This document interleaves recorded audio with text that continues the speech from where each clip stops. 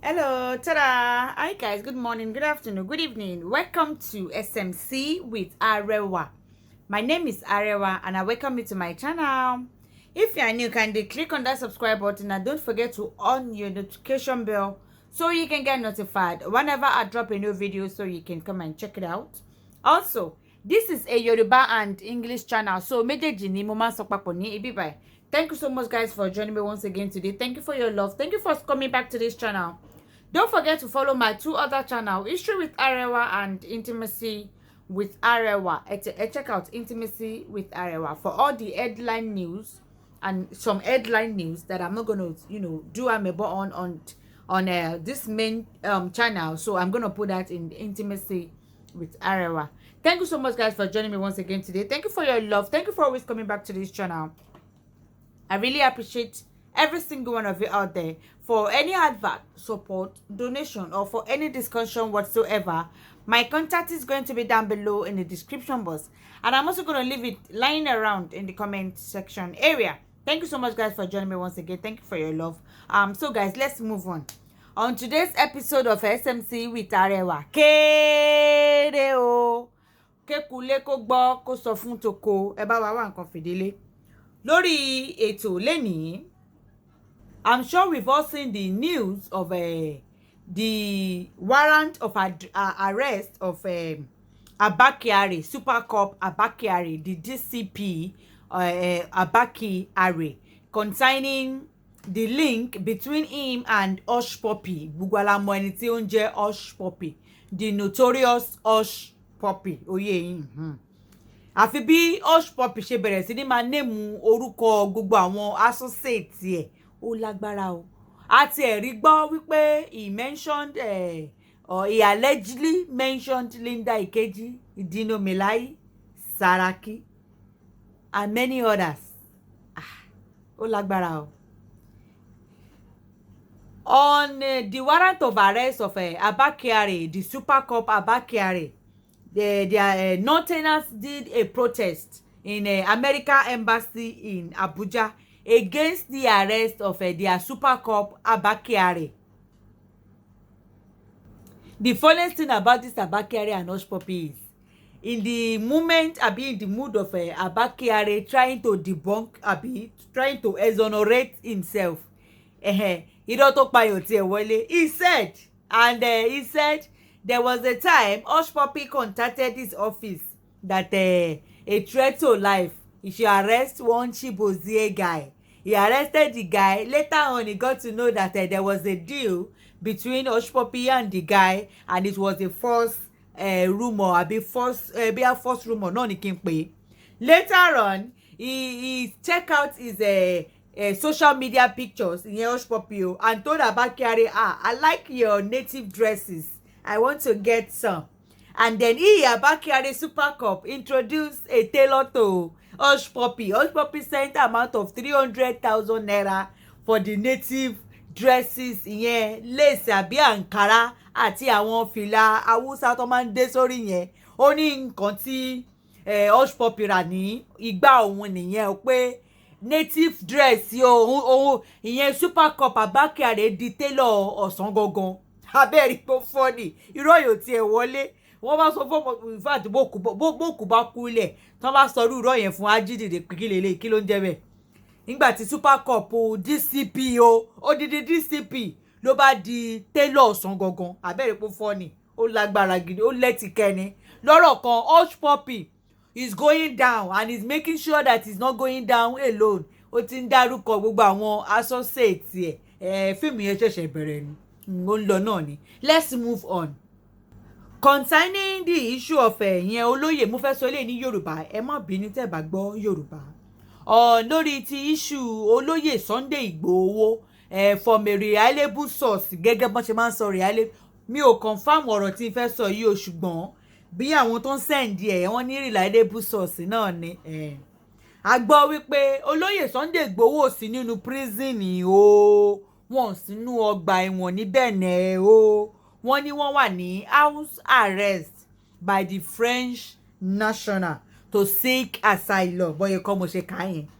which already have completed the arrangement. Wọ́n ní wọ́n ti complete the arrangement yẹn wípé nípa programu asylum tó ń seek wípé wọ́n wà ní house arrest by the French national and they are already taking care of the whole situation pé wọ́n sí nínú ọgbà ẹ̀wọ̀n wọ́n sí nínú prison. Ìyẹn good news nìyẹn tó bá check out to be true gẹ́gẹ́ bí mo ṣe sọ síwájú from a reliable source ni although Arẹwà ò confam ẹ̀ ṣùgbọ́n wọ́n ní reliable source ni tó bá dẹ̀ check out to be true ìbílẹ̀ ti gbọ́ o àti wípé inú wa dùn pé good news náà nìyẹn ẹ já tẹ̀síwájú.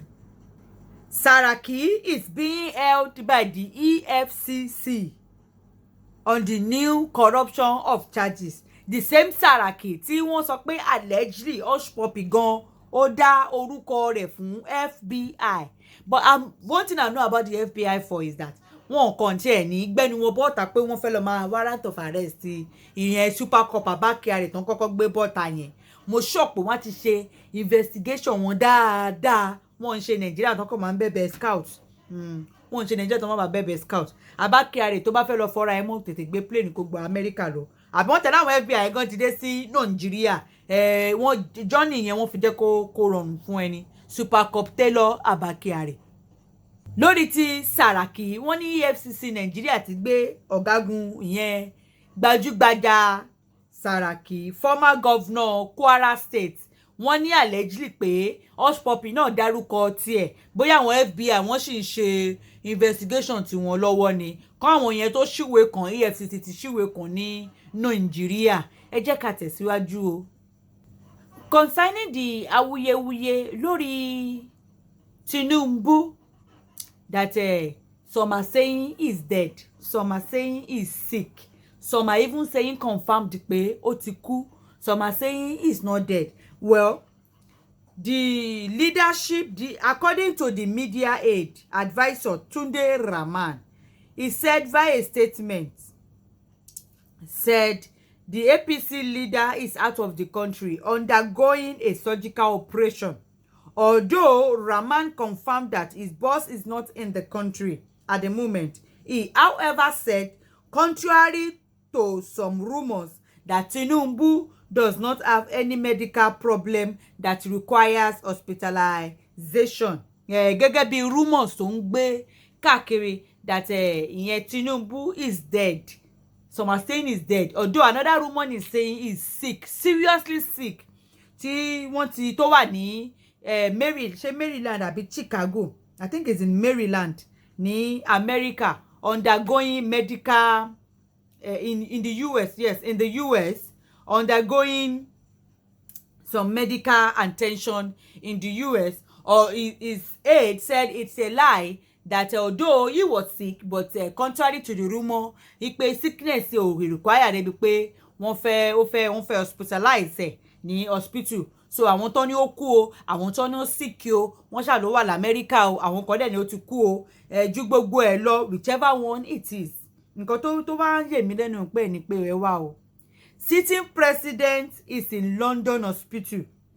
Why this same projected president ó ń bọ̀ lọ́la president yẹn Tinubu àtàwọn tiẹ̀ o is also in a foreign hospital. Hey, Nigeria destiny is in the hand of sickler kọ́lélé ìbáyìí. Àbẹ́ ìpè Nigeria destiny is in the hand of sickler. Sitting president wá wà London lórí medical condition náà ni o. Aspiring to be president lọ́la ó ń bọ̀ lọ́nà president Tinubu náà wọ́n náà tún wà ní foreign hospital kan. Àbẹ́rẹ́ pé Nigeria destiny wá wà lọ́wọ́ àwọn sickler báyìí. Àfikọ́ lọ́n kó wa yọ o. Ẹ jẹ́ ká tẹ̀síwájú o. Ọọ̀ni Aláàfin of Ilé-Ifẹ̀. Sorry, let me rephrase that. Slip of tongue ni. Aláàfin of Ọ̀yọ́ shuns Ọọ̀ni backed group over alleged anti-Buhari posture. Punch ni ó sọ bẹ́ẹ̀. Ó ní wípé Aláàfin of Ọ̀yọ́ Ọba Lámídì Adéyẹmí ní ìjọ Friday wípé ẹjẹ ìsọ I'm gonna say this in Yorùbá ló máa fi yóyè la máa fi fata àti mọ̀gísì dáadáa kó bá lè dùn. Gẹ́gẹ́ bẹ́ẹ̀ ṣe kó mọ̀ pé amẹ̀bọ iná làwa kún ṣe ń bí àwọn ò ní anybody nínú o. wọ́n ní ọba Lámìdí Adéyẹmí Aláàfin ti ìlú Ọ̀yọ́ o, ọba ex-husband olórí Bàdírà tí gbogbo wa tí a mọ̀ bẹ́ẹ̀ ní mowó. Wọ́n ní wípé àwọn Ọọ̀ni kankos tí gbogbo ara mọ̀ wọ́n, tí Ọọ̀ni of Ilé-Ifẹ̀ Adéyẹyè tí wọ́n dá sílẹ̀ lórí gbogbo rògbòdìyàn tí ó ń kojú àwa ọmọ Yorùbá nílé lóko, àti lórí tí olóyè Sunday Igboho lọ́wọ́lọ́wọ́ tí ó ń ṣe kíni tí ó ń jẹ́ kíni gbogbo ilẹ̀ Yorùbá kó dùn lápapọ̀. Wọ́n ní wípé àwọn ẹgbẹ́ yìí wọ́n parapọ̀, wọ́n lọ sí ọ̀dọ̀ Aláàfin lọ́yọ̀ọ́ láti lọ rí bàbá láti discuss gbogbo bí ọ̀rọ̀ ilẹ̀ Nàìjíríà, ilẹ̀ Yorùbá àti lórí ọ̀rọ̀ Sunday Igboho ṣe fẹ́ rí Ọọ̀ni kankos sí Ọọ̀ni Adéyẹyè tí wọ́n kó jọ. Wọ́n ní wọ́n bá débẹ̀, wọ́n ní ọba kan tó jẹ́ first class ọba náà ni wọ́n, ọba Olúgbọ́n orílẹ̀ Ègbọ́n. Tí ẹ bá rántí lọ́jọ́ kìíní àná tí olóyè Sunday Igboho, ẹ̀yin tẹ́ mọ̀ ọba yẹn, mo fẹ́ sọ ọba yẹn fún yín o. Ìgbà kan tí olóyè Sunday Igboho tí wọ́n sọ̀rọ̀ àṣemáṣe sí Ọọ̀ni of Ilé-Ifẹ̀, ọba kan tó pe Ọọ̀ni láti jẹ́ kí olóyè lọ bẹ Ọọ̀ni lórí gbólóhùn tó olóyè sọ yẹn, òun ni ọba ìyẹn ọba Ẹ̀gbọ́n ọ̀fọ̀ orílẹ̀ Ẹ̀gbọ́n, ọba yẹn ni òun ló lídì àwọn Ọọ̀ni kankos yìí lọ sí ọ̀dọ̀ Aláàfin lọ́yọ̀ọ́. Aláàfin dá wọn jókòó fún odidi 2 hours. Nígbà tó wáyé lọ́wọ́ sọ fún wọn wípé Aláàfin ò lè rí yín o. Ọba yẹn wá ń sọ wípé àwọn ti book appointment pẹ̀lú Aláàfin láti 2 weeks láti last week, táwọn dẹ̀ confirm appointment yẹn 2 days tó ìjọ tí wọ́n lọ yẹn. Wọ́n wá dé pé wọ́n wá débẹ̀ ní ìjọ yẹn, Aláàfin wà nílé o. Ó dá àwọn ṣe appointment di 11 a.m. àwọn dẹ̀ ti débẹ̀. Ó bá dẹ̀ di nǹkan bíi 2 ní ọ̀sán ló bá di pé wọn ò rí kí bàbá jáde o. Àdì àṣẹ̀yìnbọ̀ ló bá gbọ́ pé ọba o Aláàfin wọ́n refuse láti rí wọn, ipe nítorí wípé àwọn group yẹn o they are anti-Buhari group. Àbẹ̀rẹ̀ pé wọ́n ní Aláàfin o, pé wọ́n ní wípé o àwọn alleged complaint of no ẹ jẹ́ kí n sọ bọ́ yìí kọ́ ọ kí n kà á o. On last minute allegedly cancelled an appointment he gave to a Yoruba group Ọọ̀ni kankos on the alleged complaint that members of the groups are notorious critics of the regime of the President Muhammadu Buhari. This group is made of a list of influential people, Yoruba people, àwọn elite ńláńlá, àwọn èèyàn ńláńlá, àwọn lawyers, àwọn ọlọ́pàá, àwọn ọba, first class ọba wà nínú list Ọọ̀ni kankos. The reason tó lè ṣe dá Ọọ̀ni kankos yìí sílẹ̀ gbogbo láti sọ lórí gbogbo struggle wa yìí pé a ní a fẹ́ Yorùbá nation, a ní insecurity ń dà wá láàmú, a ní àrùn jẹjẹ, a ní gbogbo nǹkan tó ń ṣẹlẹ̀ nílẹ̀ Yorùbá, a ní tó lóyè Sunday Igboho tó tẹ̀ wá ṣẹlẹ̀ tó yẹ pé tó ń kọyan omi inú gbogbo wa yìí. Wọ́n dẹ̀ dá Ọọ̀ni kankos sílẹ̀ o.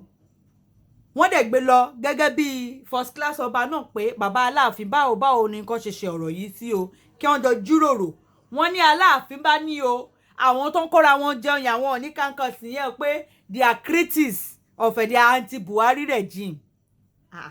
The same Aláàfin tó ń kọ lẹ́tà back and forth tọ́nà tó ní wọ́n kọ tí wọ́n sọ fún ẹ̀yin tẹ́ ẹ gbàgbọ́ o wípé wọ́n ń kọ lẹ́tà sí Buhari, wọ́n ń takù Buhari. Ṣé ẹ ti rí báyìí? Ṣé ẹ ti ráyé lóde? Kí Aláàfin máa sọ wípé they are anti-Buhari. Can you that they are notorious critics of a Buhari regime? Because of that, àwọn ò lè rí wọn. Àwọn PDP ló wà nínú ẹ̀, àbáwọn APC ló wà nínú ẹ̀. Ṣé wọ́n dá ẹgbẹ́ kalẹ̀ nítorí APC àbí nítorí PDP bàbá Aláàfin? Ṣé wọ́n dá ẹgbẹ́ kalẹ̀ nítorí ọ̀rọ̀ Buhari àbí kò ṣe ọ̀rọ̀ Buhari? Kí ló kan ọ̀rọ̀ Buhari pẹ̀lú ilẹ̀ Yorùbá? Kí ló kan ọ̀rọ̀ Buhari, regime Buhari pẹ̀lú ilẹ̀ Yorùbá? Kí ló kan PDP, kí ló kan APC pẹ̀lú ọ̀rọ̀ tó wà nílẹ̀? Bàbá Aláàfin ṣe rí èyí tẹ́ ẹ sọ yẹn kò sọ̀rọ̀ nù yẹn o. Ìyẹn kò sọ̀rọ̀ nù ẹ̀ rárá. Ọ̀dọ̀ gbogbo wa ti fojú rí gbogbo ibi tí ẹ̀yin tí loyalty yín fẹ́ mì sí ju gbogbo ẹ̀ lọ ṣe bọ́ ọmọ yín lọ pé Sunday Igboho ṣe bọ́ ọmọ yín ni ṣe bí nítorí yín ni Sunday Igboho ṣe sọ̀rọ̀ sọ́ọ̀ ní lọ́jọ́ kìíní àná ó wá ṣe wá jẹ́ kó wá rí bẹ́ẹ̀ ó wá jẹ́ kó wá rí bẹ́ẹ̀ bàbá ju gbogbo ẹ̀ lọ èmi tẹ̀ wá ní bóyá àwọn tí wọ́n lọ yẹn bóyá ní bóyá torí kò sóbìnrin nínú kánkọ̀sì yẹn ni o ẹ bá owó ọmọ pupa kan kẹ bá wọn gbé sínú kánkọ̀sì yẹn kẹjẹ kí yẹn síwájú náà sábà máa lọ bẹ̀ ẹ wá ti jẹ́ pé òun ló síwájú ni bàbá ṣí géètì fún yín kẹ́ ẹ wọlé bàbá dẹ̀ rí yín bá sọ̀rọ̀ ẹ mọ ọmọ pupa kan dání tó bá jẹ́ ọmọ kékeré náà bọ́jà àgbàlagbà náà ni kò sí èyí tí bàbá mi òun ló yé yín kò sí èyí tí bàbá ò fọwọ́ hàn mú wọn ẹ ṣáà kó gbé kan dání gbogbo wọn á ṣí géètì fún yín ẹ wọlé kanlẹ̀ àwọn tó ń ṣe rálì lọ́jọ́ kìíní àná tí wọ́n ṣe rálì lọ sí ọ̀dọ̀ Olúbàdàn ṣe mọ̀ kó wọ́n gbé rálì yẹn lọ sí ọ̀dọ̀ bàbá Aláàfin lọ́yọ̀ọ́ tí wọ́n débẹ̀ excuse náà ni bàbá fún wọn o ìgbà ni wọ́n sọ pé bàbá sọ wípé èèyàn kan kú fún bàbá pé bàbá ò lè jáde rí wọn excuse ni bàbá fún wọn bàbá àwọn ilé tún wá lọ ní ìsinyìí o láti ọ̀dọ̀ oníṣẹ́ láti ọ̀dọ̀ Ọọ̀ni wọ́n débẹ̀ bàbá dá wọn jókòó bàbá ní pé torí pé wọ́n jẹ́ pé wọ́n ní kírítìsì Buhari bàbá ń gbè lẹ́yìn Buhari láàárín ọmọ Yorùbá ẹgbẹ́ wọn imagine bàbá gbé politics wọlé ní ọ̀rọ̀ tí ò kan politics rárá kò kàn mí o ìtawà nílà wà ní káwa sọ yẹn ẹ jẹ́ kí a tẹ̀síwájú awuyewuye kan náà tún jáde wípé àwọn kan wọ́n yìnbọn ní ìlú Ogun State ìpè lórí àwọn custom kò ṣe custom àríyàn náà gbọ́ ìyẹn kọ́ lèmi fẹ́ sọ sí mo fẹ́ sọ sí ti the detainees the 13 detainees of Oloye Sunday Igboho that was arrested or packed from his house the other day. Báwo lọ̀rọ̀ yẹn ṣe lọ o? Mi ò rò pé wọ́n sọ kọ́kọ́ lórí ọ̀rọ̀ yẹn mọ́. Lọ́yà tí wọ́n ní wọ́n lọ, lọ́yà ní wípé state of health wọn kò wà òkè pé Lady K gan ó tún ṣán ẹsẹ̀ rìn. Ipe bóyá ó sick. Kò sí kéèyàn má sick náà. Ẹ mọ̀ kan tó kó wọn síbẹ̀ yẹn ni.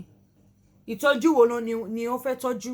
Obìnrin láì ṣe ọkùnrin àríkà nínú àwọn ìwé tá ń ká káàkiri pé wọn kì í jẹ́ kán change aṣọ wọn máa ní kó fọṣọ yẹn kó dúró tó bá fi gbẹ kó tó wọ̀ padà oríṣiríṣi complaints ni à ń gbọ́ ju gbogbo ẹ̀ lọ what exactly is going on with them why tí àwọn ilé ẹjọ́ tí lọ́ọ̀yà tí judge ṣe dájọ́ pé kí àwọn DSS kó wọn wá sílé ẹjọ́ tí wọ́n dẹ̀ refuse láti kó wọn lọ àṣẹ wo làwọn DSS ń gbà mú ṣé àṣẹ ilé ẹjọ́ kò dá mọ́ ni ṣé àṣẹ táwọn ilé ẹjọ́ ń dá ṣé kò rin rẹ̀ mọ́ ni kí ni state gangan kí ló ń ṣẹlẹ̀ gangan àbí ṣé kóòtù táwọn DSS tí wọ́n fẹ́ dìbò fún ṣó yàtọ̀ sí kóòtù adájọ́ àgbà ni wáì tí ilé ẹjọ́ ṣe dájọ́ tí DSS ò ṣe tẹ̀lé ẹjọ́ tí ilé ẹjọ́ bá dá DSS àti ilé ẹjọ́ àti judge àbí àti court èwo ni higher èwo ló high jù èwo ni ráǹkì ẹ̀gún ara wọn náà àwọn méjèèjì tí DSS ò ṣe gbọ́ràn sí ọ̀rọ̀ tí kóòtù bá sọ àbí tí adájọ́ bá dá ṣé DSS ju adájọ́ lọ ni ṣé DSS office ṣó ju kóòtù lọ ni àbí bí ti báwo ẹ̀yin tí ọ̀rọ̀ yẹn bá yé ọ̀ tí òye yẹn bá yé ẹ jọ̀ọ́ ẹ tún bá wa tọ̀yàn ẹ bá wa tọ́ná sí ọ̀rọ̀ yẹn torí kò yé àwa kò yé èmi ò for a person lèmi ṣe ń béèrè o maybe the DSS post is higher than the court of law or of judge or of the court of ruling maybe or not I don't know that's why I'm asking I'm just asking an honest question here ẹ mọ́ bínú ẹ jẹ́ ká tẹ̀síwájú. Meanwhile, is there really any plan B for all the people that were detained in DSS place? Ṣé plan B ìlànà ọmọ Oòduà ṣé plan B wà fún wọn ni àbí kò sí plan B fún wọn? Kí ni kókó gan-an? Ó yẹ kí bí ọ̀rọ̀ bá ṣe ń lọ kẹ́ máa jẹ́ kí àwọn èèyàn máa gbọ́ sí so that àwọn tó bá lè ṣèrànlọ́wọ́ wọ́n bá lè ṣèrànlọ́wọ́. Is there any plan B for them? Àbí ṣé bí wọ́n ṣe máa jẹrà síbẹ̀ yẹn nìyẹn ni?